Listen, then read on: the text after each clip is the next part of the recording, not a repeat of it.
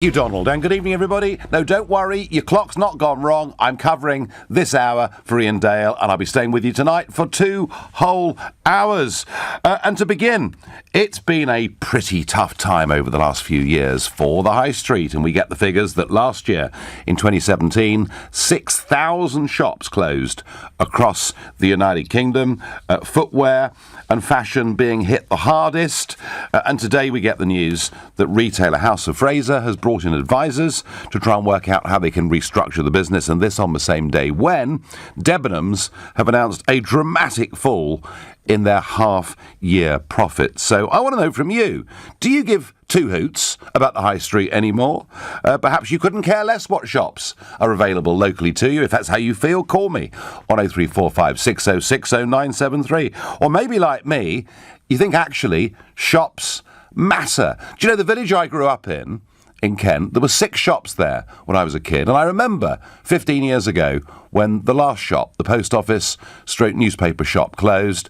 And after that, unless you go to the pub or the church, you don't meet anyone that actually lives in the village. So I think socially, this does matter. If you feel that way, text to 84850. Or maybe you're one of those people addicted to online shopping and looking for bargains who's never been to the shops for years. Tell me how that works for you. And you can do that by tweeting using the hashtag Farage and LBC at LBC. And of course, you can watch us on Facebook and you can comment there too. So something big and quite dramatic, it appears, is going on, though, to be fair, some sectors, beauty stores, nail bars, coffee shops, some sectors are doing okay, but overall there are fewer and fewer shops in our high streets. Well, to help me with this is Bill Grimsey, former CEO of Iceland, Wix and Focus DIY, and author of Sold Out, Who Killed the High Street.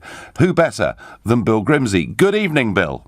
Good evening, how are you? I am absolutely fine, but I just made the point, Bill, that, you know, there were 6 shops in my village when I was a kid, there are now none.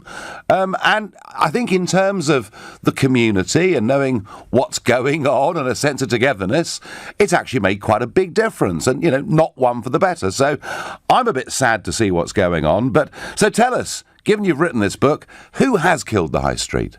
Oh, well, that's a simple answer to that, Nigel. We have.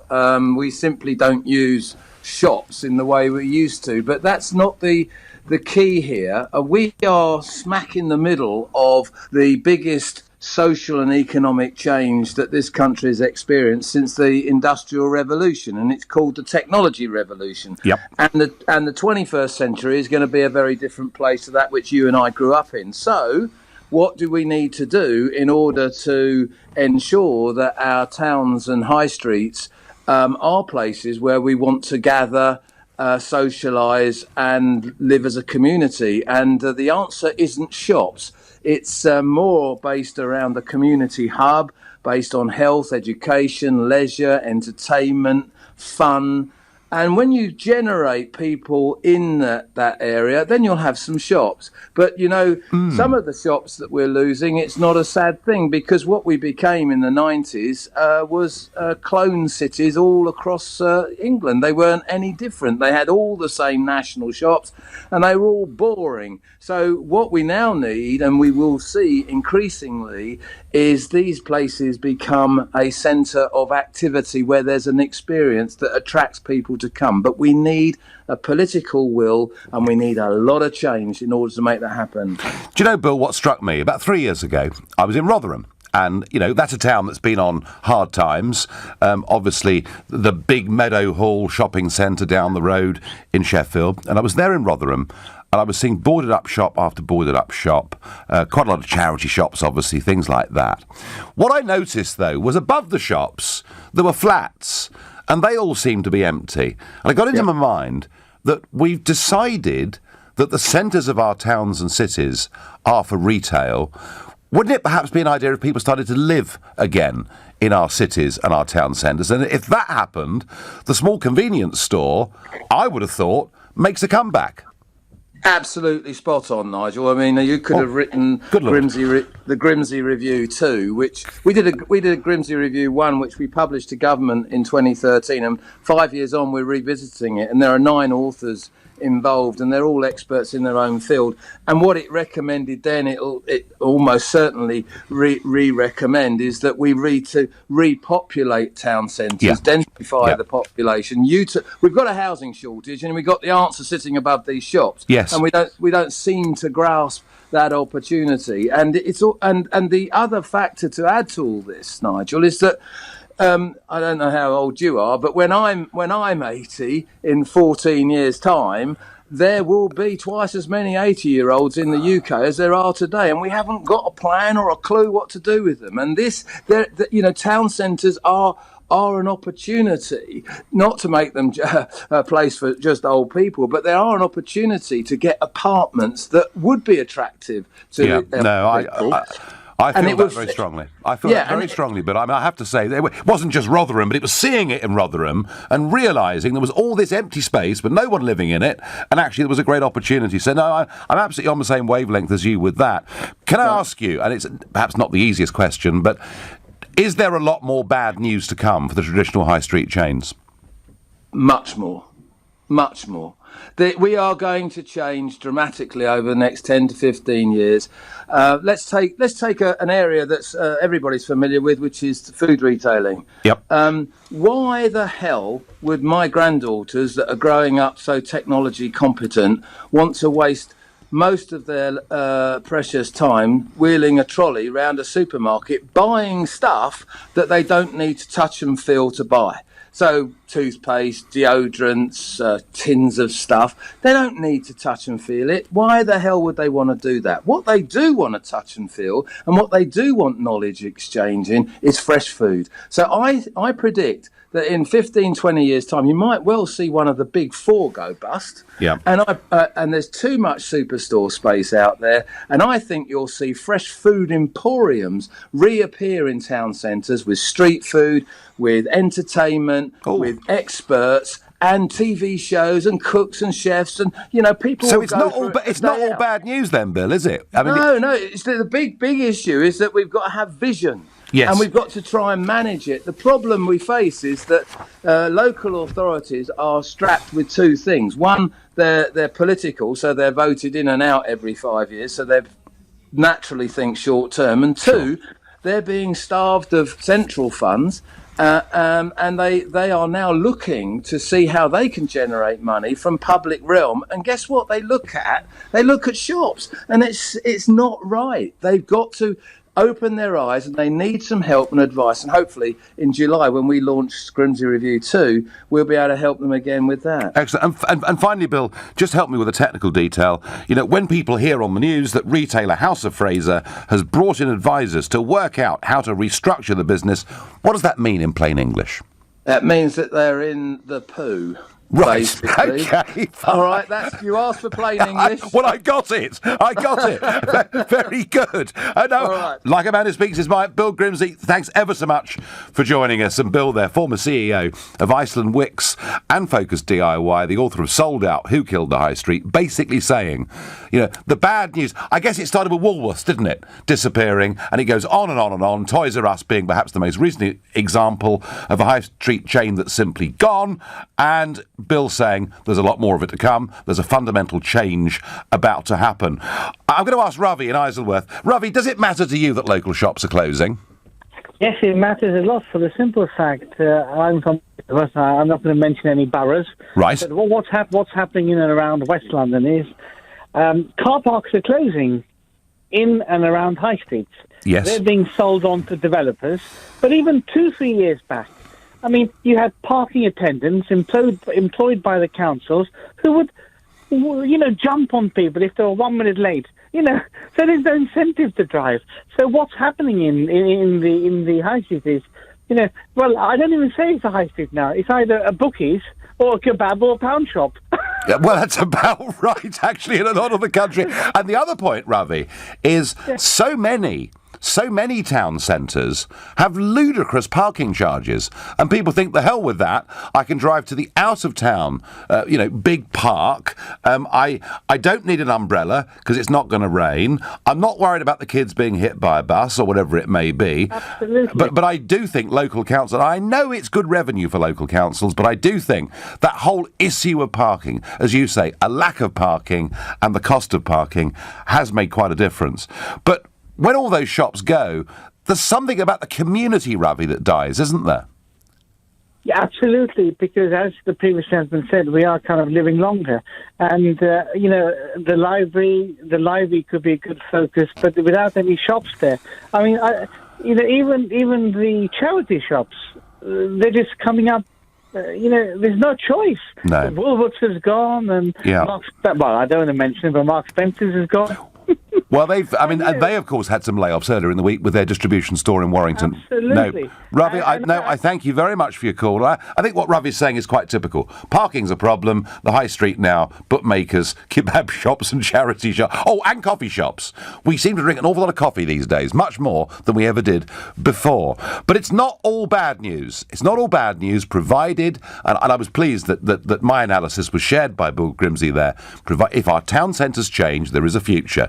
You're listening to the extended version of the Nigel Farage Show here on LBC. It's 6:15. Yes, this is Nigel Farage standing in for Ian Dale. Your watches are not wrong. I'll be with you through till 8 o'clock tonight. And we're talking about what's happening to the high street with the news today that the House of Fraser have called in people to restructure their business and that Debenhams figures are dramatically down for the first half of their financial year. Mark on Facebook says, blame the big supermarkets who are able to sell everything. People are shopping differently. Caroline says, our town had a 240 million refurb and opened at the end of last year. We now mostly have restaurants and coffee shops. The place is packed. Well, that's interesting, isn't it? We're also building new flats within spitting distance. People shop online but eat in a town centre. And Caroline, this is the point, isn't it? We had Bill Grimsey on earlier, formerly CEO of some big high street chains, making the point that actually the technological revolution is changing fundamentally how we buy many things, and we've got to rethink town and city centres as being places in future where people actually need to live. And when they live there, they will need convenience stores and they will need places to eat. And it won't just be bookies, kebab shops and charity shops. And perhaps it'll be healthy, thriving, buzzy place to be.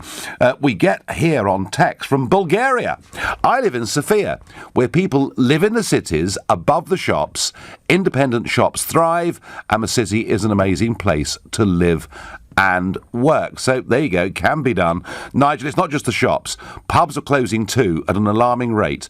Our beautiful village inn was the centre of the community, creating contacts, friendships that were priceless. I've virtually been in mourning since ours closed, says Gary from West Sussex. Gary, you're absolutely right. Pubs closing at a really alarming rate. Lots of reasons for that. I'm afraid that we put taxes on beer up way above the rate of inflation year after year after year. The smoking ban took about 20% off the top line of many, many pub takings. We've really made it almost deliberately hard for pubs. And that is bad. Bad for community. Actually, I'm going to argue, quite bad for politics and current affairs, because I always felt every pub was a parliament. It was in the pub that people talked about who they're going to vote for, what the England football manager was like, and virtually everything else under the sun. So does it matter to you that your local shops are closing, or do we need to perhaps be more positive about this, seize this opportunity and look to reshape our town and city centres? I fear for the villages such as the one that I grew up in, I'm afraid I don't see any quick way back. Judy is a new caller to me, and she calls from Colchester. Hello there. Hello there, Nigel. It's lovely to speak to you. Actually, we live in a village on the outskirts of Colchester, which I can tell you has a good supply of little shops, which are all well supported, and you'd be pleased to know that we still have a pub. I'd be very pleased to know, Judy, absolutely. I'm sure they'd be pleased to know as well, Nigel. We also have a fabulous restaurant, but there you go. Yes, I am not in the party that wants to see would be happy to see our high streets that fade away. I'm 68, my husband's 71. We love going shopping, and I think it is our energy. And if you look around, Nigel, you must have noticed, if you're out and about during the day, in the shops, at the garden centres, those sorts of places, it is us older generation, and we do make put a lot of money in the economy. The buses that funnel in from all the outlying areas around Colchester into town, they're always full, or nearly full. Sadly, we lost our BHS, which was a great disappointment to us personally. But Judy, the point we're making is that these traditional kind of high street chain stores, they just can't survive in this environment. Well, they say they can't. I said to your young lady, Marks and Spencer, for instance, have never listened to their customers. They still have this idea whereby they want to change it to attract young people. Nigel, young people don't need Marks and Spencer. They have their Topshop, their Miss Selfridge, all those, and River Island, and they are always full of young people, especially in the lunch hour when they come out of the institute. Do you, Judy? Let me ask you: do you shop online at all? I don't go anywhere near a computer, but my husband does from time to time. But that's not where we do the main bulk of our shopping, and I certainly wouldn't want that. If this all goes the way it looks as though it's going, Nigel, then I will be glad that I'm going before it gets too much of a hold, because it wouldn't suit me. Judy, I'm sorry to say to you, but actually, I think you're going to see the high street changing even more rapidly in the next 2 or 3 years than it has in the previous 10. I think a lot more is going to close, and I'm sorry to say that to you, but it's a reality. And it's not all bad news, folks. We just need to change our high streets and our town and city centres, and then we'd see the little shops, the independent traders, I think, would have a chance of making a comeback. That's certainly my view. Nigel, for me, the high street needs to change its ideas of good customer service and putting the customer first. If I buy online, I can try something for a while and send it back for a full refund if I don't like it, says Stuart in Romford. Yes, Stuart, I bet they love you. Business rates are also ridiculously high, let alone rent levels I get on Twitter, and that equally is very, very true. James is a new caller to the show, calling from Kingston. Good evening, James. Morning, Mr. Farage. Massive fan. Well, it's very nice to hear that. Now, it's actually evening, James. It's not morning, but never mind that bit. Of course it is. It's all right. I've been working all day. I don't know what. So you've been working hard all day, have you? Yeah, apparently. So. Right, and it's hot out there, isn't it? Just a bit. It's nice to see, really. It's a nice change. So 84 degrees in old money and 29 in new money, I think, something like that. So, James, will you be going to the shops tonight? I won't tonight, no. Well, apart from Tesco's, but I mean, I well, there we are. You are going to the shops tonight, then. Yeah. Okay. I think the main issue with all of this, and it's a really interesting subject. I think the main issue with it is the fact that everyone, including myself, and I'm talking off of personal experience here, online is, what's causing all of this. You can go into a shop, see what you like, report back to your computer as soon as you get home, put the item into Google or eBay and get that exact item at a fraction of the price. And I think that's what's leading to the downfall of our high street. So, James, are you saying to me that you're the sort of person that goes into a high street store, looks at a product, handles the product, thinks I like that, and then goes back home, turns the computer on to buy it cheaper online? Well, absolutely, but it's not even about turning the computer on. It's simply just having the access from your phone. Of course it is. Of course it is. Product, yeah. I can punch it into eBay or Google and buy it exactly there and then. Do you get any sort of about getting it home? When you're doing this, James, do you have any sort of slight pangs of guilt about this or not? I do, especially when you look at these retailers, and in my case, standing in the exact retailer, and you think, you know what, this is kind of leading to their downfall. But they're not competitive. They need to understands that this is the cause of it and start becoming competitive.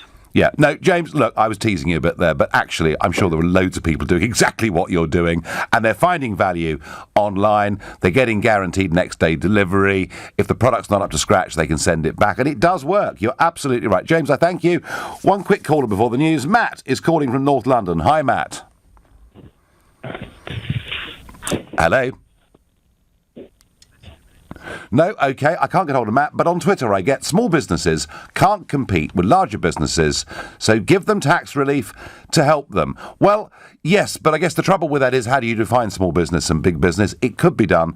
I understand that. But, it's difficult. Rent, rates, all of these things are big, big issues. Kim says, Tesco know more about me than I know about myself. You see, it's not just Cambridge Analytica, is it, that harvests data. Anyone that gets a loyalty card from any store, anywhere, they can build up a pattern of your lifestyle.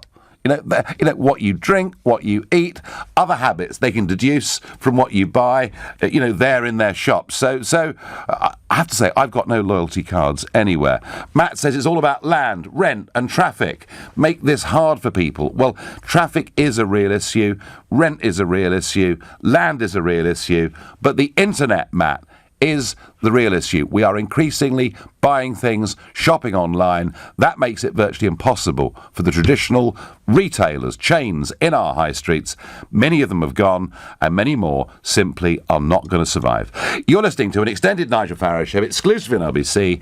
It's now 6:30 in time. This is Nigel Farage standing in for Ian Dale on the day that House of Fraser bring in advisors to work out how they can restructure their business, and Debenhams announce a big fall in their half-year profits. And I'm asking you whether you give two hoots about the high street anymore or not. Well, who better to go to on this very subject than Ben Kumar of Seven Investment Management. Good evening, Ben. Good evening, Nigel. So Debenhams figures, pretty grim. Yes, 84% fall in profits over the last 6 months. Wow. And only a 2.2% fall in sales. Tells you how much they are cutting their prices just to try and get people through their doors. Yes. So it's about survival then, from the sounds of it. Well, it is about survival, and speaking of that, their chief financial officer has just announced that they're going to leave. He's going to leave and go to Selfridges, one of their biggest rivals. So I think, if it comes to survival, someone's voted with their feet and abandoned ship.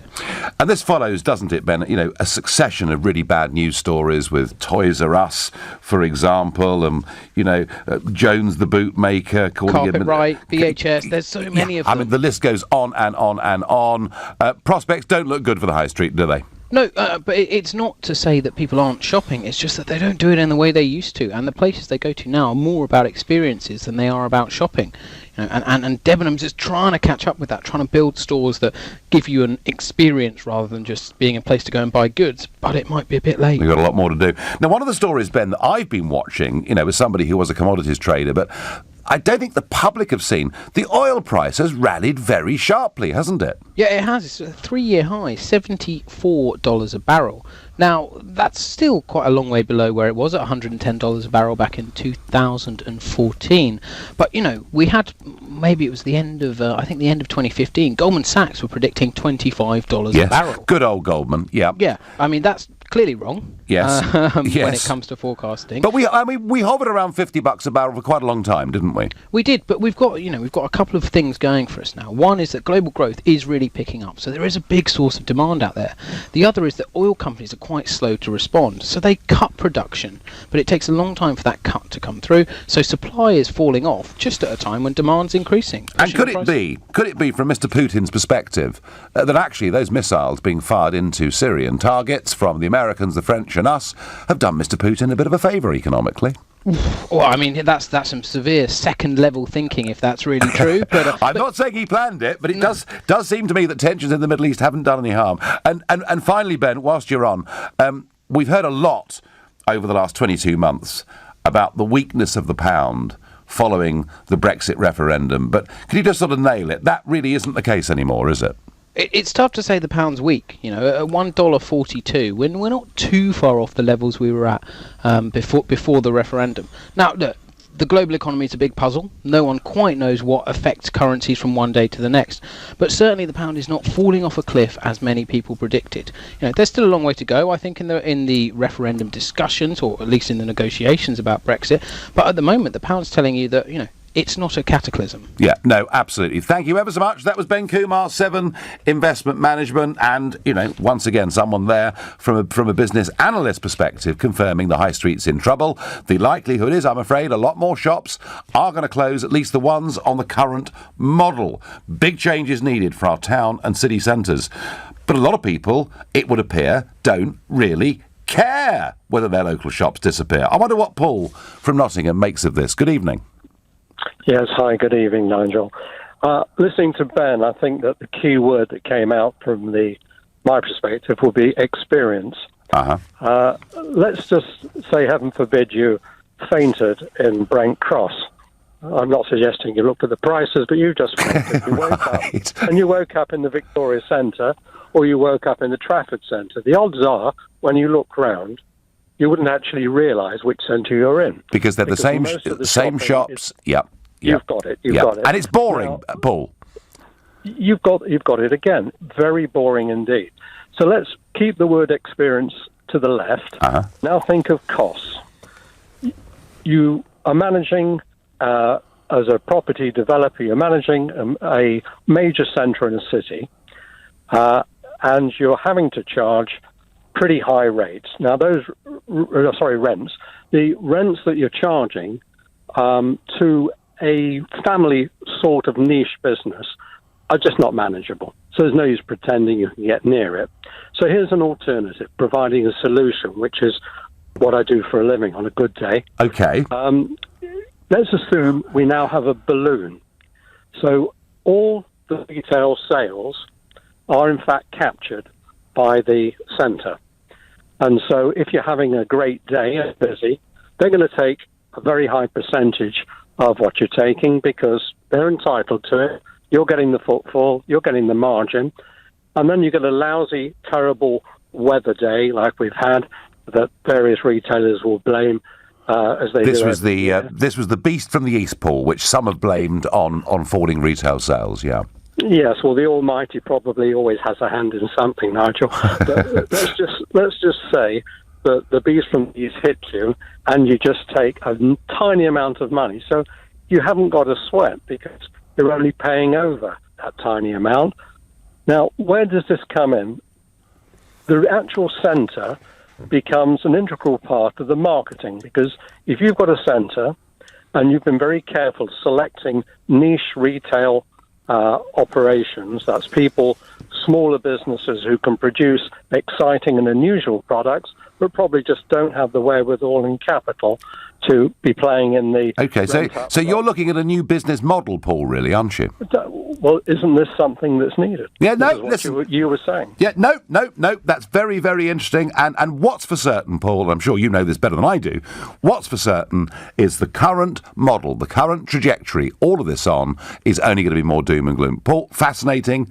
Thank you very much indeed. Chris is feeling really down by text. The internet has destroyed everything that once was good in this country, says Chris. Gosh, that is a bit depressing. I wouldn't quite go with that, Chris, but I do think the high street, I do think shops need to change and adapt, and people need to start living in our town and city centres, and then we'll get plenty of small specialist stores back. I'm certain of it. Ed is calling from Corby. Good evening, Ed. Good evening, Nigel. I'm a great fan of yours. Well, thank you. So are you bothered? Do you give two hoots, Ed, about all these shops closing? Not at all. Not at all? Not at all, because I think a lot of them have brought it on themselves. To be honest with you, I've been in a very reputable optician's today to buy a pair of frames, spectacle frames. Yeah. £129. I don't want the ones off the shelf, please. I'd like a new pair. I don't want ones that have been opened up and closed by people that have been trying them on. Can I take them with me now? No, 10 days. 10 days? Oh, 10 days, yeah. So it's hardly worth your bother going in, really, was it? Exactly. And you get this now from all these shops. You know, you travel there, it costs you fuel, wear and tear on your vehicle. You have to park, try and find a place to park, if you can find one place to park. And then you go in the shop and they say, no, we haven't got that in stock. And then I come back home, straight on the internet, and I get it delivered me within 2 days. And computer says yes. Yeah, no, I get it. Ed, I get it. I understand it. But would you not agree that if the high street deteriorates on its current rate, that socially we as a community lose something? Well, we do. I mean, I can go to one of my high streets in Kettering. It's absolutely desolate. All it's got is coffee shops and food outlets. Yeah. Yeah. This isn't just. It isn't just about money, Ed, is it? There is. I mean, I made the point about my village in which I grew up that there was a genuine sense of community when there were shops, and that's gone. That's sad, but we can't turn the clock back on villages, I don't think. But I do think towns and city centres can reinvent themselves. Ed, I thank you very much indeed for your call. Graham, a cry for help here. He says, "What is going to happen to people like me, who have not got the internet and don't trust the internet? Computers and smartphones are turning us into cyber-addicted zombies." Actually, do you know what? If you look at a lot of teenagers now, they seem to be almost glued to their mobile devices. I don't know whether they're zombies, Graham, but hey, do you know what, Graham? You might hate it, you might regret it, but it's a change that I'm afraid for you is not going to be reversed anytime soon. Let's go to Mark, who's calling from Collingwood. Mark, hello there. Hi, how you doing? You all right? I'm doing well. So what about small shops, Mark? Do they matter? Yeah, of course they do. Small shops and small businesses are lifeblood of the country. I run a small business on a retail park in Basildon. Basildon Council actually had the foresight to reduce our business rates, which saved us £5,000 a year. And that's a huge saving. Okay. We'll be slightly careful about councils, Mark, with elections coming up, etc. But the basic, so the basic point then is that if local government wants to help, it can. Of course it can. But business owners have to be savvy as well. You have to buy smart. You have to think about being sensible. Our business model is very simple. We don't do sale prices. We just do the lowest price every single time. When we buy from suppliers, if I have to buy through distribution, I won't buy from that company. I go straight to the source so we can then pass those savings on to our customers. That's what it's about. It's not about being needy or greedy. It's about being sensible and having continuous turnover. And that's what it's about for me. And is yours a niche clientele, Mark?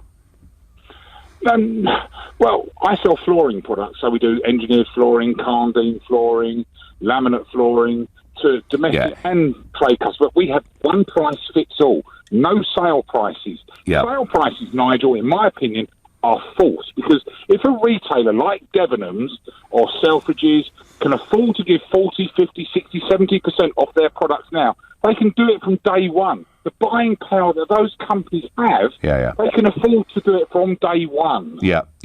No, I'm sure that's absolutely right, Mark. I thank you. And backing up Mark on Twitter, I get overhaul rents and rates and the high street will be a lot better. It will be a lot better, but it still won't stop a lot of people shopping online. That is the vast technological change that is impacting big time on our high streets. You're listening to an extended version of the Nigel Farage Show.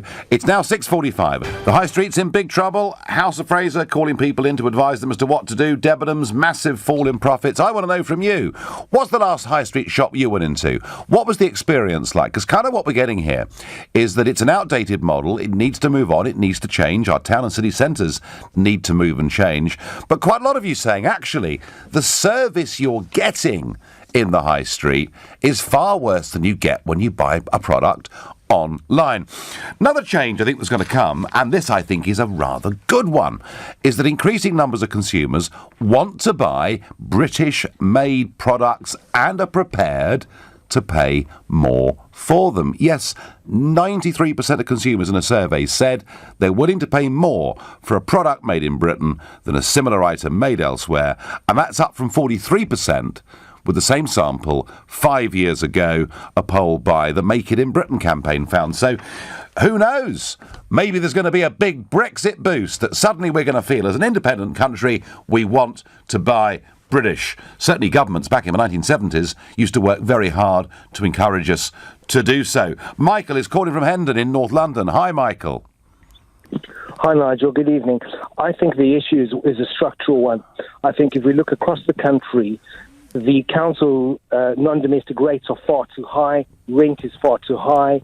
Yep. I think there's massive pressure on parking, where councils will charge ridiculous amounts of money to park. And don't they ever? Absolutely. Yeah. Then you pay a fine. You know, I professionally help small businesses. I'm an insolvency practitioner. Okay. And I've helped a lot of small family-run mom-and-pop stores that have gone under, because what will happen typically, somebody will come in, they'll try their wares. I helped a music retailer, for example. Someone will go in, try all their guitars, fantastic, thank you very much, and then go buy on one of the big online retailers at a fraction of the price. Yeah, Michael, we had a caller earlier who admitted, he goes into stores, looks at products, tries them out, and then actually in the very shop goes on the phone and buys it online. So, yeah, very difficult, isn't it? Yeah, absolutely. And with being able to return things after 28 days online, why would someone not do it and save money? Yes. It's an absolute slam dunk. I don't think the high street is dead, but I think the high street needs to radically change. There's certain things you can't buy online. For example, if you want to sit and have a coffee and play on your laptop, you can't do that online. You've got to go into a high street store.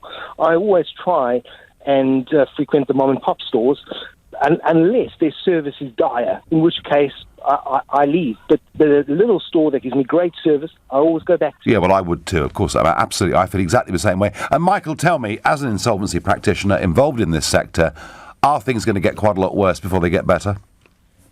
It depends what sector you're in.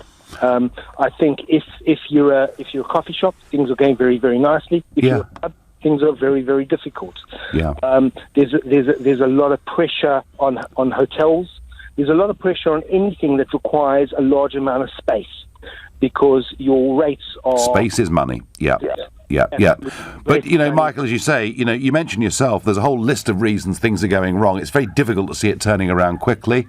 I suspect it's going to get a lot worse before it gets better. Michael, thank you for your call, your expertise in the subject. Kathy says, I do care. Our shops are closing. BHS is missed by many. Our high streets are unrecognisable. It's because people are buying online. Well, there are other factors there too, Kathy. We just heard that from Michael, an insolvency practitioner. But the main one is this big technological change. Regarding our high streets, I think the obvious and key problem is the internet. No news there. I do, however, think that the next thing on the list is customer service. This is coming up again, you see.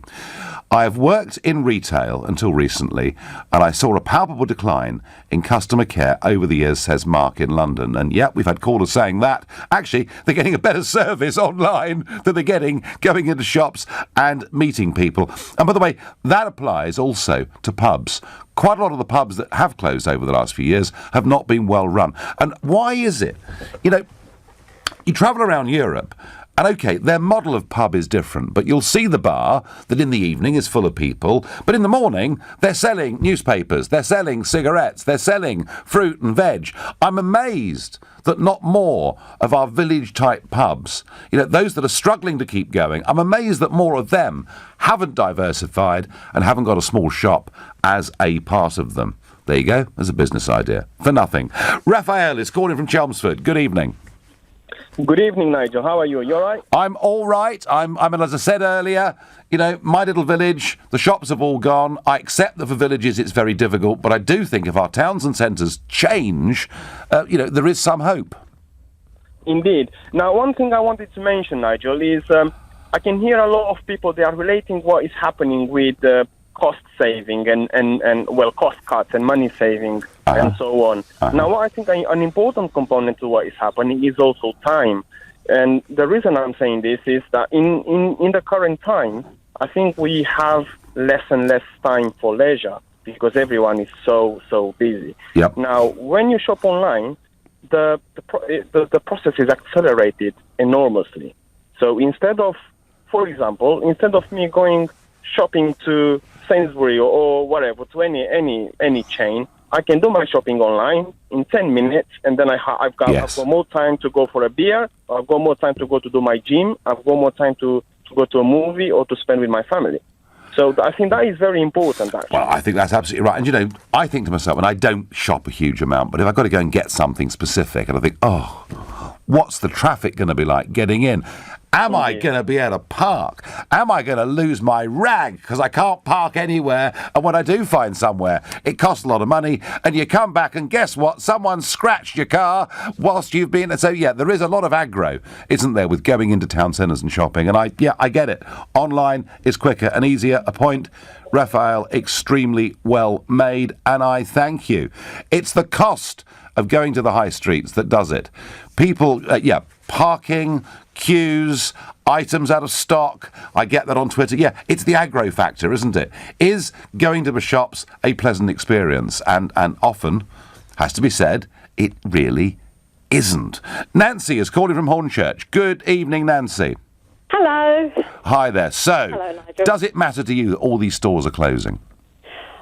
It does in a way, yes, but I've got some kind of idea. I don't know what you think about it, but what they did in Dubai was they invited all sorts of different companies over. You know, if you go to Dubai, there's Toys R Us, there are all sorts. You know, you name it, they've got it. McDonald's, everything English, and a lot of European shops as well. You know, and restaurants and things like that. And you know, I mean, their economy's pretty much booming, I think, you know, don't quote me. But I thought that was a good idea. So if there was any way of sort of like inviting businesses over here, from maybe plenty of other countries, you've got all of Europe and Bulgaria and places like that, and maybe sort of like, you know, lower the prices of rent and thereby having more businesses taken up and well, we could do that, Nancy. We could do that, but I think there is this question of proximity. Proximity of the individual to the product they're buying. And I think we're all just frankly hacked off, Nancy, with driving into town and city centres, getting into these appalling multi-storey car parks that really aren't designed for cars the size that most of us have, getting to a store, finding out that actually the service ain't that good, the product we wanted wasn't there. I just think we're going to have to rethink this, Nancy. I think we're going to have town and city centre. And if we can walk to the shops, life would be a heck of a lot easier, wouldn't it? Yeah, oh, definitely, yes, it would do. But, you know, in a way, it may be a good idea because, I mean, people seem to be quite bored with what they're doing. The shops all look the same, I know. you know. If people sort of, you know... A bit of diversity, a bit of better shopping experience. Nancy, I thank you for your call. I thank all of you for your calls. Nigel, I never shop in big stores. They all sell the same mass-produced stuff. I buy only British organic everything. Food, furniture, clothes, wall paint, etc., says Jan. Well, Jan, that poll I read out earlier suggests a lot of other people are feeling the same way. Moving on, Boris Johnson said today that Brexit was not about immigration and warned that a society that isn't open to talent will die, while Michael Gove today insists the British people have a robust and pragmatic and liberal approach to immigration. Is it me? Am I missing something? Or is this the language of betrayal of your Brexit vote? If you think, no, Nigel, don't worry, it's going to be fine, you're paranoid, call 0345 6060 973. If you think it's a big watering down, text to 84850. Or maybe you think the whole lot are letting us down. They're too politically correct to discuss the subject. Then, of course, tweet using the hashtag Farage and LBC at LBC. Watch us on Facebook. Comment there too. We're live from London next. Thank you, Donald, and good evening, everybody. Well, in half an hour's time, we're going to have Phil Bryant, the governor of Mississippi, here in the studio. He's a friend of President Trump's, and I'm going to ask him about Trump's successes and failures in his presidential term and what's coming up for the midterm elections in America in November. But before we do that, Michael Gove, Boris Johnson, the two most senior Conservative Brexiteers. And as that campaign went on, they did their very best not to talk about immigration at all, thinking it was too awkward, too difficult, too embarrassing. Oh, we'll let that Farage chap do that. That's fine. He can talk about that, and people can throw bricks at him and not at us, because we like to be popular in Notting Hill dinner parties and things like that. But actually, as the campaign went on, they realised that it was absolutely a key motivational issue. And yet, to listen to both of them today, perhaps they've forgotten something. Perhaps they've forgotten why Brexit won the referendum. This was Michael Gove on the radio this morning. In the aftermath of the Brexit vote, there were all sorts of people who said that it was motivated by, darker feelings. The truth is that the Brexit vote allowed the British people to say, look, we've taken back control. We can now determine what migration policy is in our interests, and we can combine both what's in our economic interests with proper humanity. And the really striking thing now is that Britain has the most liberal attitude towards migration of any European country, and that follows the Brexit vote. Yeah, and Boris Johnson, writing today in The Telegraph, says, talking of the referendum, that's why it was right to take back control. It's not about migration, it's about control and who calls the shots. Well, Boris, it is about who calls the shots, but it is about migration. Both of you, Gove, Boris, 73% of people out there who listed immigration as their number one concern in the country, 73% of them voted Brexit. The reason we had a 73% turnout, more than the usual sort of 60-65% turnout we get in general elections, is a lot of people felt this was the opportunity to actually get a grip. And it wasn't just about taking back control, it was about reducing the numbers that come into this country. If we hadn't discussed immigration, if it hadn't been part of the referendum agenda, the Remain side would have won very, very comfortably. And it remains a hugely important issue. Not because the average Brit dislikes anybody that's foreign. You know, the average Brit looks at this Windrush mess and says, what an absolute Horlicks of it the Home Office have made, and what an unfair way to treat people. But the average Brit knows that getting a GP appointment is tougher than it was. The average Brit knows getting their kids into a local primary school is tougher than it was. And the average Brit knows, and I'm pleased that wages are now starting to go up again, but for years, wages have been driven down, and communities in some parts of the country have been changed beyond recognition. This issue really does matter, and I feel with this government and Gove and Johnson and May and all of them, we've got a very politically correct group of people in charge. They want to be thought of as being nice. They want to be thought of as people who get all the right kind of party invitations. And as a result of it, the key issue that people voted for in Brexit is willfully and deliberately being ignored. Boris does say that we should reduce the number of unskilled migrants coming into Britain, but doesn't even attempt to tell us how that could be done or when it is going to be done. They're not going to do a blooming thing unless they feel the public are angry. So you tell me, is it me, or does this look like a betrayal of your Brexit vote? And if you think, no, Nigel, you're wrong, you're paranoid, it wasn't really about immigration at all. Boris indeed writing that lots of people who voted Brexit have a liberal view on immigration. Well, a lot more had a less liberal view. They wanted proper controls, they wanted lower numbers. But if you think I've got this wrong, then call me on 0345 6060 973. If you think, as I do, that it's a significant watering down, verging, frankly, on betrayal, then text to 84850. Or perhaps you do think that political correctness is stopping our government from doing the right thing for fear that people will say they're beastly.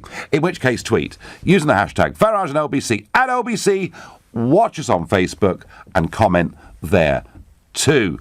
Leonard says, already on Facebook, the government caused this problem with unregulated, uncontrolled immigration. Yeah, Leonard, we know that, but the Brexit vote was an instruction to get a grip and do something about it, and they don't appear to want to. Catty says on Facebook, exactly. Ramona's backpedal constantly. They love their staple diets of sour grapes. Well, it's not the Ramonas that I'm complaining about. It's the Brexiteers I'm complaining about. I'm complaining about Boris. I'm complaining about Gove. I'm complaining about their constant use of this term, we want a liberal Brexit. I don't know what on earth that is frankly supposed to mean. So tell me, is the language of Gove and Johnson, is the fact we're not even addressing open door flows into this country from the European Union, and from what I can see it won't happen for years to come. Are they letting us down badly, or am I paranoid? 0345 6060 973. And, of course, this debate taking place tonight on the eve of the most explosive speech that was given on immigration 50 years ago by Enoch Powell, the so-called Rivers of Blood speech. I've always been a great Powell fan in many ways. I think on economics, he was there way, way ahead of Milton Friedman, Keith Joseph, Margaret Thatcher. He had a deep understanding of how the economy worked. I think on the European question, on the common market, which then became the EU, I can look at the speeches he gave back in the early 70s, and word for word, not only are they relevant to the European debate that we had in the referendum, but actually his predictions of what would happen to the project were totally extraordinary. And I do think Powell was right to say that we needed to be careful how we approached immigration, that you know, actually integration was entirely possible, not always easy, but had to be handled correctly. He was right about that. I've always felt, actually, that the language he used in that speech was wrong, was a mistake, cast him into outer darkness when he was in so many ways a very brilliant man that could have given the country more. And I think he made it very difficult to discuss immigration. And kind of, you know, apart from the far right, the BNP, the National Front, whatever, you know, when I first started talking about this subject, which was in 2003-04, as we began to open the doors, the kind of vitriol and hatred that I met for even discussing the subject was, I think, as a direct result of that speech given by Powell all the way back in 1968. And it's that kind of aggression, it's that kind of unpleasantness that you get by even touching on the issue that I think scares Johnson, scares Gove and the others. They don't want this sort of thing being said about them. But the public voted for something to happen. I think it's simply not good enough.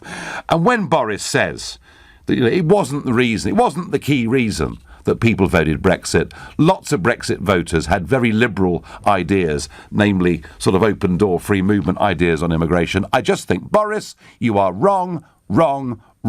That's my view. Kevin is calling from Oxford. Good evening, Kevin. Hi there, Nigel. The only reason I voted for Brexit was to lower the immigration numbers. The only reason? Yeah. Wow.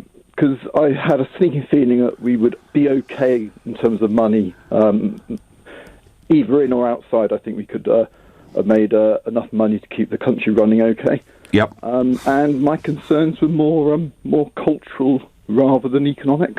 So does this mean, Kevin, that you are some evil person that hates all foreigners, foreign culture? You wouldn't even dare touch foreign food. You're insular. You're a natural bigot. I mean, is this the Kevin from Oxford that we're speaking to? No. I love foreign countries, and I often go abroad. But, do you? I do. Well, this is very disappointing. Yeah. I thought Brexit voters all hated overseas. No, one of the things I always find very provincial about people is they say I'm in favour of immigration because I want a sort of a vibrant world community. And I kind of think, have you not heard of planes? Yeah, well, quite. You know, if you want to see the world, see the world. Yeah. But essentially, the reason I voted for Brexit is I'm lucky enough to live in a beautiful place called Oxford. Yep. And fairly centrally in Oxford, so it's a wonderful place to live. But I have heard about a population of Oxford moves into Britain every year. Yep. And they're not building any more Oxfords. Well, that's certainly true, isn't it? So it means there has to be a lower quality. If you put in a population of Oxford and you don't build another Oxford, where are these people going to be? Well, that's the other issue, isn't it? Housing, house prices, shortage of housing, all of this linked very much to a rapidly rising population. No, Kevin, all these points are relevant and real. But, Kevin, this is the problem.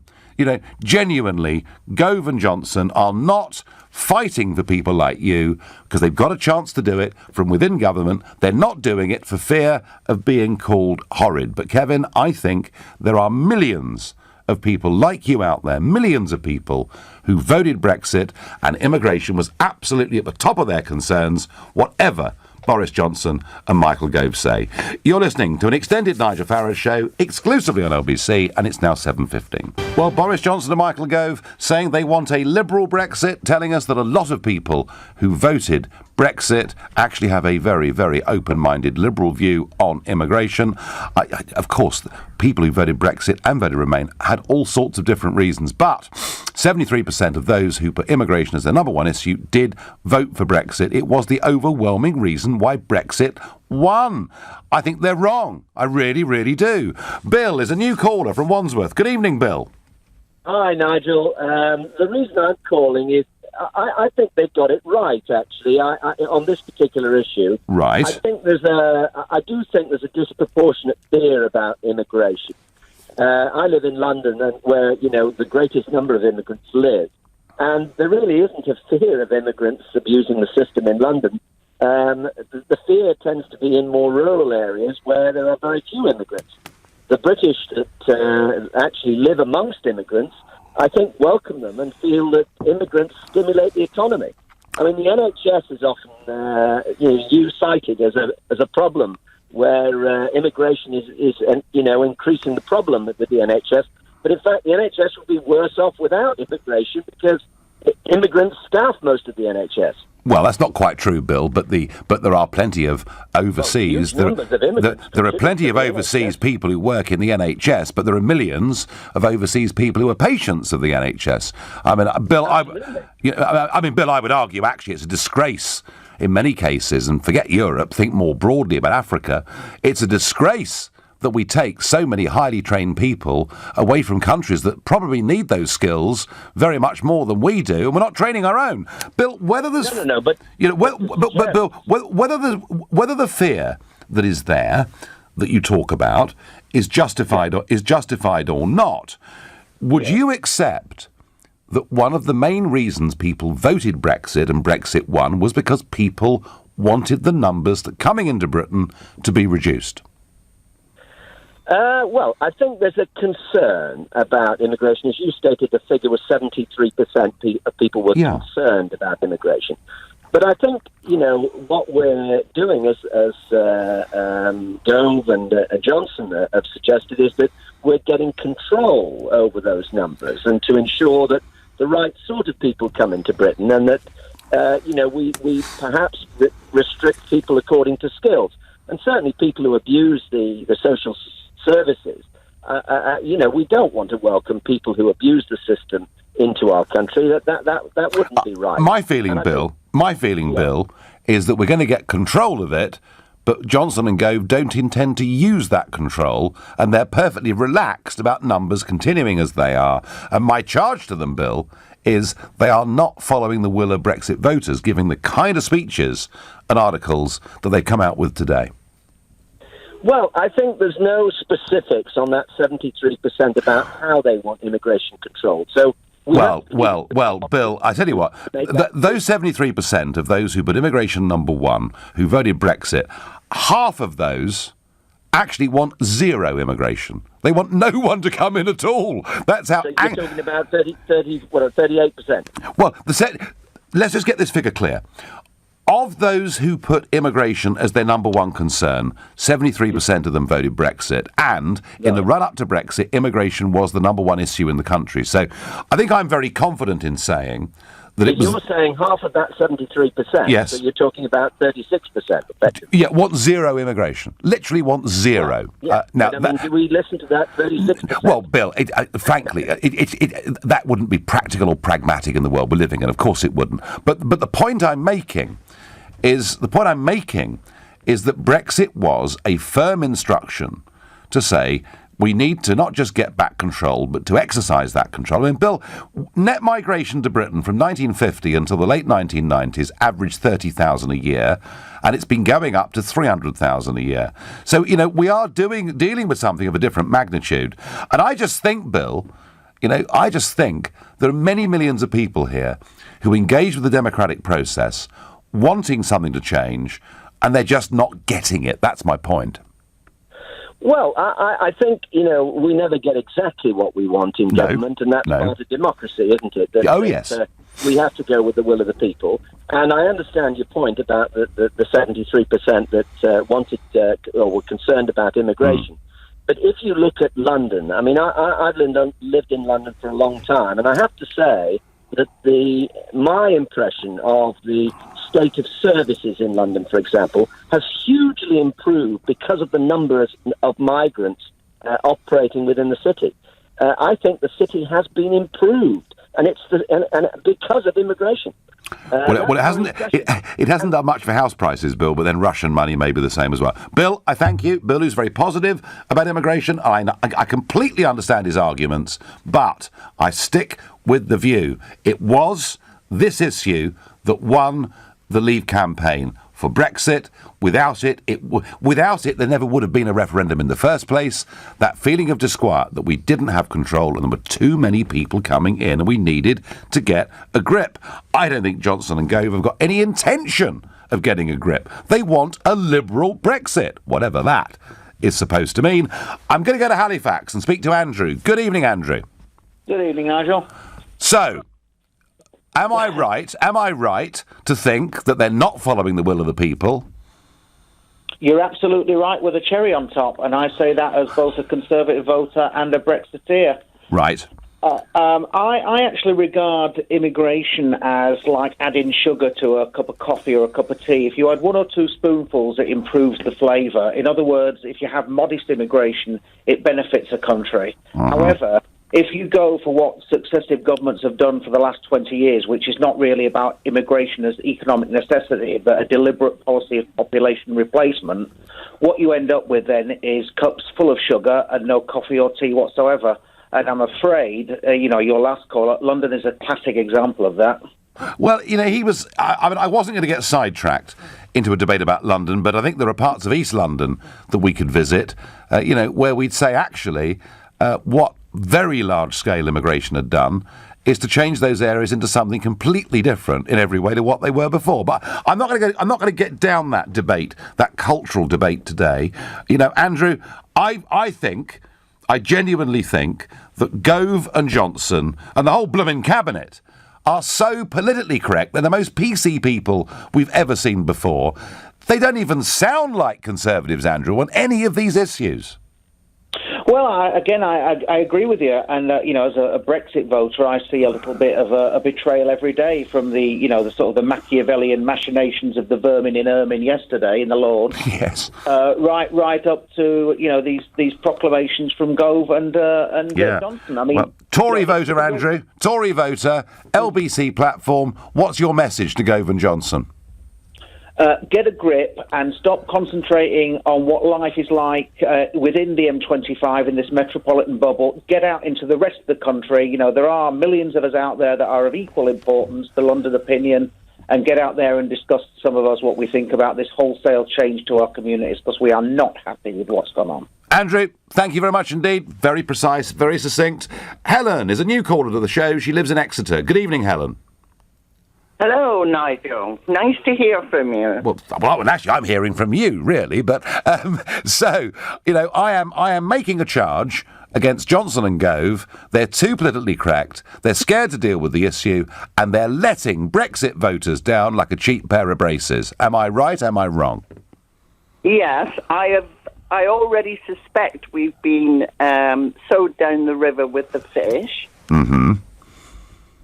And I think now they've done it with immigration, or they're going to do it with immigration. So I've every intention of selling them down the river when it comes to the election. I shall stand back, hold my nose, and not vote for anyone, thereby advising all my friends and family to do the same, opening the door for Jeremy Corbyn. If they want a liberal, in big inverted commas, Britain. Liberal Brexit, it's everywhere. Yep. That's what they say. Let them have it. They can sit and watch their money drift in Jeremy Corbyn's pocket. And Helen, would you, in general elections, would you normally be a Conservative voter? Oh, yes. Right, OK. So you do feel pretty strongly about this. Wow. You feel... couldn't, if they don't do what they promise, I couldn't never, ever vote for them again. Right, Helen, that is an incredibly strong message.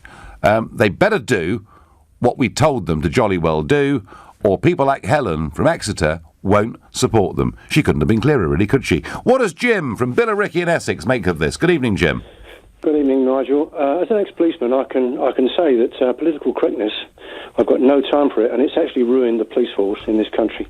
Right. But as far as your comments on the NHS with regard to immigration, I completely agree with you. We should be training people up, not pinching staff from other countries. But talking about the immigration generally in the EU, I think that the big mistake the EU made was to have Romanians and Bulgarians, because before that, the people that were in the EU, the Spanish, the French, the Germans and the Italians, etc., they didn't have any reason to come and stay here permanently, because our life was pretty much on the same level as them. Do you know, in 1993, Jim, 20 years after we joined the common market, there were roughly the same number of Brits working in Germany and Germans working in Britain as there had been when we joined 20 years previously, despite the fact we had free movement. And that was because people went back and forth, but there was no mass movement of people because wages were a lot higher, or healthcare was better, or education was better. And we did let in 8 and then 10 former communist countries for whom Britain was a magnet, and we should have controlled it, Jim. I do feel, though, Nigel, that there is a big... I think the elephant in the room here, which is not being addressed, and with great respect to you, I don't think that you've addressed it too much either. Right. And that is this. I think, you will know the figures far more than me, but as I understand it, the amount that we have in this country as immigrants are from the East and from Asia. Yeah. Far outweigh the EU people. They are far more likely to stay permanently, whereas many of the EU people come here, earn money and go home afterwards. Well, do you know what, Jim? You know, if you look at Theresa's 6 years as Home Secretary, overseeing huge numbers of people coming into Britain, we haven't got a grip on EU migration, and we haven't got a grip on non-EU migration either. And seeing the language from senior cabinet ministers today, you can tell it's a low priority. I thank you. Coming up, I'll be joined by one of Donald Trump's closest friends, the Governor of Mississippi, Phil Bryant. You're listening to the Nigel Farage Show exclusively on LBC. It's now 7:30 in time. Well, Michael Gove and Boris Johnson saying we want a liberal Brexit, and Boris saying that the referendum wasn't about migration, it was about control. Wrong, wrong, wrong, in my opinion. I think that they're letting people down very badly because of their political correctness and desire to be liked in London and invited to all the smart parties. That's what we're debating. But right now, I'm joined by one of Donald Trump's closest political friends, the Governor of Mississippi, Phil Bryant. Hello, Phil. Nigel, so good to be back with you. This is our third It's our third go on LBC. Now, I know that you're a very dedicated, loyal supporter of the President. Love the man. And I know you're going to tell me some of the great things he's done. But let's face the facts. A lot of people, and we can talk about Fox News presenters like Laura Ingraham, Tucker Carlson, people who've got quite big sway amongst conservative voters in America, people like Ann Coulter, there are many, many others. Sean Hannity. Even outsiders like me, and I'm not an American, but I've been very supportive of the President, and we're all concerned because we see a guy who back in 2012, 2013, was putting out a whole load of tweets saying, I would say to our foolish leader, don't attack Syria, and time and again, he criticised generals by giving notice that we'd go to war, and very much Trump, not a pacifist, but a non-interventionist in many, many ways, thinking we'd made some terrible mistake. Do you understand why there's a significant number of Trump supporters and voters are really worried that not just last April, when cruise missiles were launched after a chemical weapons attack, but again, America now heads a consortium of us, the Brits and the French as well. Right. Do you understand why people are not happy with this? To some extent, Nigel, but if you look at his approval ratings, they're over 50% for the first time ever.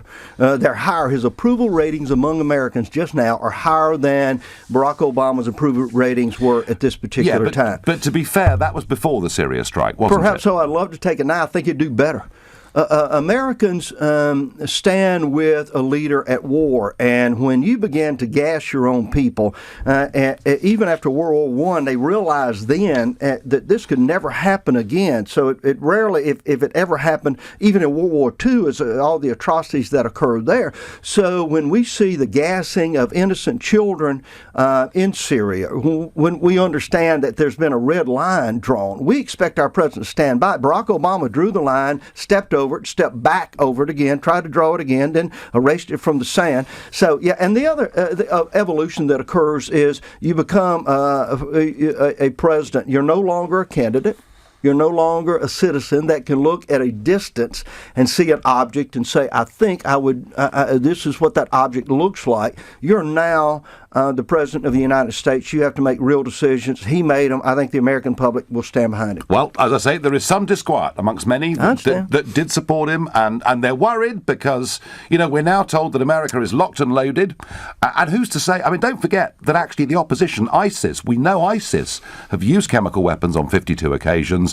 And the concern that people like me have is, what if ISIS now, chuck a couple of gas shells into a civilian area and we rush to judgment that somehow Assad has done this. So I know it's difficult, and there's genocide all over the world. It's a big concern. But second question about Trump that's very important. I'll give you that one. Thank you. Thank you. The wall. I was there in Mississippi with you and with Trump on the stage, and one of the big promises in that campaign was that a southern border was going to be built. Now, we know that in the past, Bush and others built fences, and this idea of a southern border wasn't a brand new idea. No. Been around for goodness and as a matter of fact, there's hundreds of miles of fence and wall now. I always say that as when the media is complaining about building the wall, and they're showing the wall that now exists. Now, of course, you see people climbing over it, and they learn how to get around and over that really quickly, but it doesn't mean it has to be all of this 20-foot brick wall. You can use UAVs, UASs, you can use all type of systems that will detect if there are footprints coming across the ground. I've been to Israel and look on the Golan Heights, and they've got a border there, and it's not a 20-foot wall.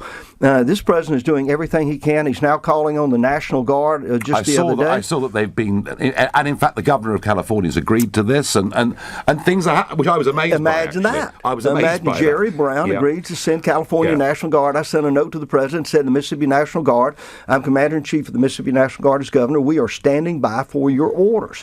And our troops will go there and stop the illegal crossing of that border. The president means business. We're down about 60% now of border crossing. He stopped the whole. But he did promise a wall. He did. Is he going to deliver it? I think he is. If let's say this, if the Republican-controlled Congress would have given him the money, we'd be building it today. Yeah. The president is trying not to, with expected midterms very close, trying not to attack his own troops. And it's hard for him. But here are Republicans, and he knows he made this promise. He has to have the money to do so. He's even gone so far as to say, well, we'll use some of the funding from our military to be able to build this wall. Yeah. If it were up to him and he had the wherewithal, which means the revenue to do so, and they had cut some of these social programs that are growing out of control, you'd see brick and mortar today.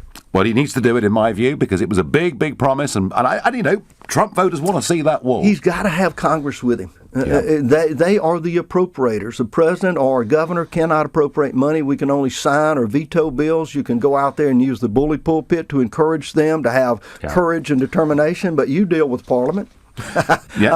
Absolutely. Now, Mike Pompeo has been to Pyongyang, has shaken the hand of Kim Jong-un. Firmly, I would bet you. There's going to be a meeting, we're told. Yeah. I mean, this actually is quite some achievement. It is amazing. And again, one of those things that you might have thought, we'd never, what world would we see Donald Trump meeting with the leader of North Korea or the CIA director? I thought it was humorous that some of the people in Congress, particularly the Democrats, Democrats said, oh, he should have told us he was coming.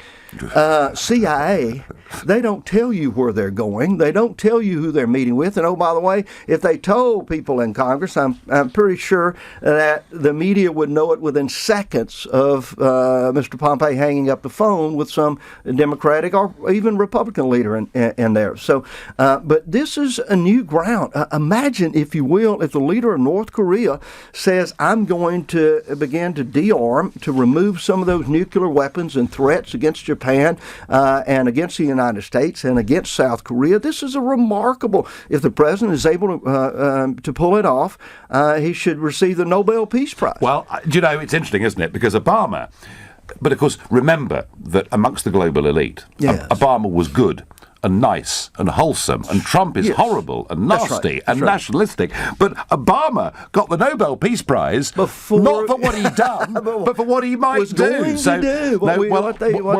can tell you, Governor Bryant, that as and I've been critical of one or two things the president has done, but on this, I think talking tough. I think encouraging the Chinese to put sanctions in place that have really mattered, and the Chinese do deserve some credit for this and for what's happening too. And I think you'll see that as the president reaches out to China with better trading relations, a better relationship with the leadership there. And so the president has a stick and carrot, and he's really good about it, and he carries a big stick. And people are beginning to respect and understand that. But you notice immediately, once he gets that cooperation, it's a pivot, if you will, and it's the hand goes out. Then there's that shake. Yeah. And he's beginning. But if you look at President Reagan at Reykjavik, there's a wonderful book called Reagan at Reykjavik. And if this president has to walk away, he will do so. If he is there and Kim Jong-il says, these are conditions that we demand, President Trump is going to use the art of the deal and fold up, and you'll see him walk away. We're approaching a big moment. We really are. Now, it's interesting, isn't it, that Trump has been he's been to Saudi Arabia, he's been all over the world, but he hasn't yet been to the United Kingdom. I know. When's this visit going to happen? We're working on it. You get dates. Sometimes I hear, June. And so I'll reach out to the White House and I go, no, we haven't made the date known yet. Yeah. But I have encouraged him to be here. I've been here all week. I chair the Royal Commonwealth Society in Mississippi for the United States of America. I've been to the Commonwealth meetings all week. He has so many friends here, not only here, but around the Commonwealth and 53 other countries. No, I'm curious. This is very curious, Governor Bryant, because, it is Commonwealth Week. In fact, travelling here tonight, myself, most of the roads in central London are closed because there are 52 other governments here. So America linking up in some way or cooperating with the Commonwealth. Interesting concept. It has been exciting, and I was here almost 2 years ago, and we started talking about the Commonwealth, and I found out more about it, and they said, do you know anybody in New York? I said, I know a lot of people in New York. Why? And they said, well, maybe we'd start a Commonwealth Society in New York. I said, no, let's do it in Jackson, Mississippi. So now I've got Governor Mary Fallon is on the board, Governor LePage of Maine is on the board, Anita Perry, who is Rick Perry's wonderful wife, is on the board, and I've met with David Rockefeller. We're going to reach back out to David, so we think we're going to have a Churchill would be very happy, wouldn't he? Yeah, he would be. Churchill didn't talk about the Commonwealth in later years. He talked about the English-speaking peoples of the world because he didn't want to exclude the Americans. And of course, he was half American. He'd be very pleased to see Americans getting involved with this. And of course, finally, we have a royal wedding coming up. Yeah. And I guess an American involved in that, I think. Another event that's kind of bringing our countries close together. Right. Governor Bryant, thanks for coming to see us. Thank you, Come Nigel. and see us again soon. Thank you for what you do. Will do. Thanks very much indeed. You're listening to the Nigel Farage Show exclusively on LBC. The time is now 7:45. On Twitter, the American chap being interviewed on @LBC by Nigel Farage has a fabulous accent. Well, yeah, that was a Mississippi accent you were hearing. But back to our topic of debate. Boris Johnson and Michael Gove are talking about a liberal Brexit, and they're saying basically a lot of people who voted leave had very relaxed views on immigration. Well, I'm really sorry, chaps, but actually, the vast majority of people who voted Leave wanted not just to take back control of our borders, but actually to use that control to radically reduce the net migration figures coming into this country. I also get on Twitter, I live in a rural area, and I'm fed up with seeing our countryside plastered with new houses because of the 300,000 plus net migration figure. Foreign visitors love the British culture and love our accents. I'm not sure that's the reason really they come. I reckon we could squeeze in at least another 10 million migrants into the UK if every homeowner rented out their garden shed to them. We wouldn't even have a housing crisis. Of course, the problem comes with deciding who we let in, the highly skilled or labourers, says John on Twitter. John, Boris today did pay lip service to, we don't need so many unskilled people, but he hasn't presented a plan, and I don't think, given the overall language they're using, they frankly intend to do anything about it at all. That is my view, and that's not what people voted for. They want a bit of action. Harry is calling from Camden. Good evening, Harry. Hi, Nigel. It's a pleasure. I have been waiting to speak to you for months. Well, I tell you what, Harry, you've obviously kept dialing away. You're on LBC. The floor is yours. All right. I'm 53. I'm a company director, a small company. We make geometric stairs. Nigel, I emigrated to Denmark. I'm half Danish and half Greek. And I speak to both families in both those countries regularly. So I know the state of both countries. Mm-hmm. Denmark's put up a border now with Germany again. To sort of control migrants and things. The problem is we don't... In Denmark, what they do is, I worked at Statoil for 2 years, and I worked at a Red Cross centre for 18 months before coming back. Okay. And what they do there is you cannot work unless you learn the language to a certain level. That's it, full stop, because you cannot assimilate, you cannot... Which actually, Harry, seems perfectly reasonable, doesn't it? Well, it's ridiculous. It's ridiculous if it's done any other way, because here, I think the problem is there isn't that. So we've got a lot of... I work in the sites all over London and Kensington and Surrey, and all these sorts of places. And basically, every nationality is there across the world, never mind Europe alone. Everyone gets on, even Russians and Poles, The problem isn't people, it's governments. Harry, tell me, were you a Brexit voter? Absolutely, and I've never voted for a political party and never voted apart from that. Yeah, you see, there you go. Now you are. This is exactly the call I want. And how strong a motive for you going out and doing this on Brexit Day? How strong a motive was getting back control of our borders so that we could cut the numbers of people coming into Britain? As a Greek Dane, as someone who's born in Highgate, more pro-Europe than anyone I know. But the way we're doing it is anti-Europe. It's Interesting. Bad. It's going to be bad for all the people in Europe. Interesting. And I voted 100% purely on immigration, even though I'm half Greek and Danish. Are you listening, Boris? Are you listening, Michael Gove? Harry is not on his own. There are a lot of Harrys out there. Harry, listen, I know that the only reason we got Brexit was because people like you, who don't normally vote at all, went out and did it for this reason. And I'm delighted that you, as a half Greek, half Danish, pro-European, voted Brexit because we got to get back control of our borders. It's a very, very good, excellent phone call, and thank you for engaging. There are lots of Harrys out there, and yet the senior Brexiteers in the Cabinet cannot admit to it. Frankly, for reasons of political correctness, they don't want to take on this issue. It's too awkward, too embarrassing, too difficult. They might not get invited to the right Notting Hill parties. I promise you, I really believe that is what this is all about. Mark is calling from Palmer's Green. Good evening, Mark. Oh, good evening, Nigel. I remember having a conversation with my father in the late 90s about UKIP, and I said to him, "What is this UKIP party all about?" And he said, "Well, it's a question. It's a question, Mark. I asked for years as well. But go on." There you go. There you go. No, he said. I said, "What's all this all about?" And he said, "Just wait and see what's coming down the line." So I sort of forgot about it. Anyway, a few years later, 2003, I'm a sort of a general builder, mainly electrical work. I was doing this job, and I just finished the job, almost come to the end of the job, and the person I was doing the job for said to me, "Yeah, I'm having the whole place decorated, like, you know." So I said, "Oh, do you want me to give you a price for that?" And she said, "Oh, no." She said, "I'm going to wait till next year."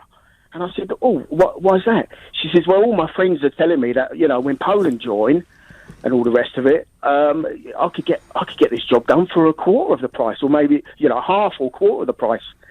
And that's when my dad's words came back to haunt me. And I tell you what, and from then on, it hit me hard, Nigel. It hit us people in the building trade. It hit us really, really hard. Yes. The non-EU immigration never affected me. Or any of my friends, that never affected me because, you know, those people were working in Indian restaurants, you know, the Asian community and what have you. But when Eastern Europe, Poland, Romania, and Bulgaria, when they joined, it flooded the building, the construction industry. It flooded it. And they were just undercutting all of us. I mean, Mark, the way this was handled was crazy. You know, Blair opened the doors. He didn't need to do it the way he did it, but he did it. He gave them full EU citizens' rights automatically. Of course, the PC Tory party supported all of it, never opposed any of it. And, Mark, it was mad. It was absolutely mad. You know, we should have had controls on this stuff, and we didn't. It was crazy. And I am absolutely convinced, you know, that is why we got the Brexit vote. And yet, Gove and Johnson, the two senior Brexiteers in the government, don't appear to be listening, Mark, do they? Well, absolutely. That is the main reason. That I mean, everybody I know, that was the main reason. And it's not that we're anti-immigration. No. It's we want a sensible, fair, controlled immigration system. Whereas your man from Africa has to go through the same process as your man from Romania. I mean, isn't that just sensible? And yeah, no, actually, Mark, we should, in terms of immigration, we should forget about where they come from. We should not discriminate against somebody from Africa and in favour of somebody from Romania simply on nationality. We should do it on merit. I couldn't agree more. Thank you. I've got time for one more caller on this very, very strong subject. Christina on Facebook saying the borders was the main thing for me. Christina, there's loads of you out there. My last caller tonight is Peter, a new caller to the show from Huddersfield. Good evening, Peter. Good evening, Nigel. Thanks for taking my call. Not one bit. So, are Johnson and Gove right, or am I right? Who's right? I think they know that you are entirely right. The fact is, anyone with any interest in politics at all knows that the majority of people, the vast majority of people in this country, have a perfectly legitimate concern about the levels of immigration that have taken place into this country over recent decades. Yes, it is. And Peter, you're right. It is a legitimate concern, isn't it? The idea that because you're concerned about immigration means you hate all foreigners and you're some appalling, horrible bigot. It's just utter nonsense, isn't it? Absolutely. Basically, what the Conservatives have done is covered all bases. They've got some of them, I think maybe they've nominated Gove and Johnson to take this line. They campaigned for leave, but they were deliberately vague about the things they said. And now they're looking to betray the British people. I would ask one question. Had the Remain side won by one single vote, how many concessions would there have been to the Leave campaign? None. How much would they have taken into account the wishes of They wouldn't have given a damn what we thought, Exactly. Peter, because we are the great unwashed, we are the peasants, we are pig ignorant, and we're nasty and horrible. And Peter, people like you and me should not be invited to smart dinner parties in Notting Hill. But I tell you what, both Boris and Gove will be by calling for this liberal Brexit. Peter, I thank you very much for your call. Lastly, Facebook, Luke says, my wife is Kenyan. We both voted Brexit because of immigration and sovereignty. This argument will not go away. You've been listening to The Nigel Farage Show here on LBC. I'm back this Sunday morning at 10 o'clock. At 10 tonight, it's Ian Collins. But up next, it's Clive Bull. Nigel, thank you.